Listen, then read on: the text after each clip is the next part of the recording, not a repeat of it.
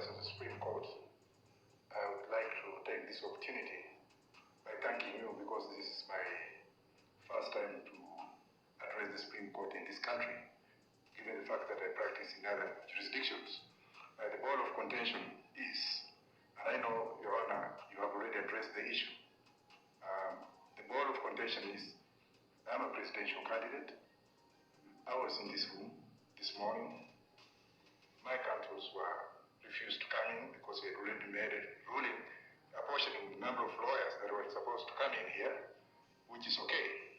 But what I want to beg or to pray is that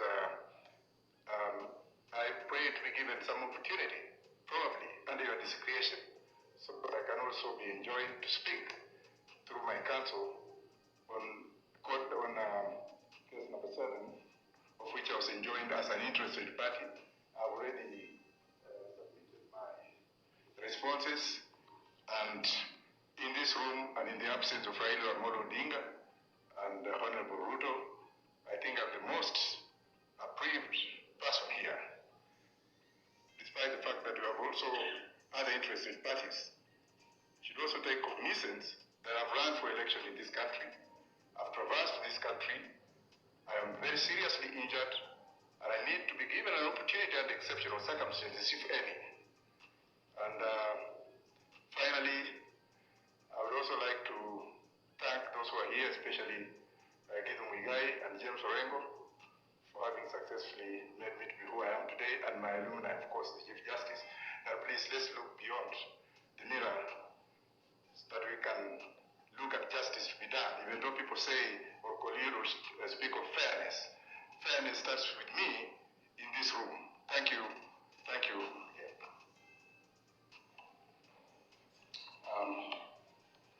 Thank you, Professor Wajakoya. We indeed recognize the fact that you are one of the presidential candidates in these last elections. We also are aware that you are an advocate.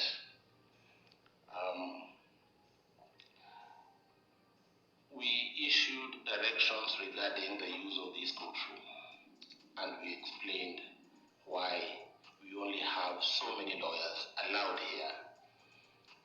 One is the space itself.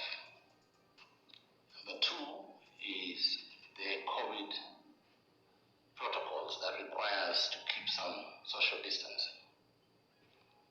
And number 3 is security. And so we have another room, High Court number 1. If you want to observe from there, that will be well and good. But in this room, we have counsel who are fully participating in these proceedings. So you can observe from the next door, and that's how it's going to go. You had the last directions, will be given the further directions, that even those counsel who are here, who exceed the number that we gave this morning, will not be allowed in this room. Because we want to leave this room for the purpose for which we gather tomorrow. So we thank you, Professor Wajakoya.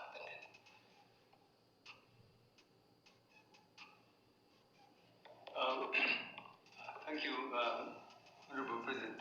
Professor Wajakoya, I think one important thing must come out is that you are a presidential candidate, and we really give you all the accolades and really respect your exercise of your democratic right, and all Kenyans many Kenyans admire you, and we believe you did a great job. However, if you under the law, under Article 140 of the Constitution, if you are aggrieved as a candidate, you have the first opportunity, you have a right under the law to file a petition challenging the validity. You did not do that, Professor Wajakoya. So you lost that opportunity. So with respect, you have to bear the consequences. Thank you. Thank you very much. It's only that I was trying to make a point that I've been named as an interested party. Otherwise I would have filed, but thank you. Much obliged. Thank you very much, my brother Justice Isoko and Justice Ibrahim, for clarifying.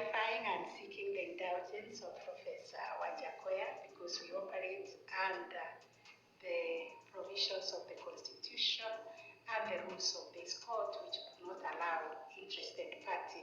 And indeed, if you could read the ruling we delivered this morning on an application made by your colleague, Honorable Maure, to be joined as an interested party, was declined. So with those, I will beg that the court will arise. We will assemble here tomorrow at 9. The petitioner will begin the arguments of the petition. We have a very long journey because the time is so strict and very short, remembering that we have to deliver a judgment on Monday. Therefore, we will continue to beg for your indulgence in the way we conduct these proceedings. Have a very, very blessed evening. We are